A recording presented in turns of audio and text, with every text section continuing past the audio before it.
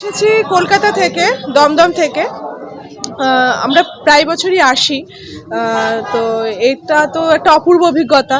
টাকি আমাদের একটি বিখ্যাত পর্যটন ক্ষেত্র, ভৌগোলিক দিকেও খুব ইম্পর্টেন্ট, খুবই গুরুত্বপূর্ণ।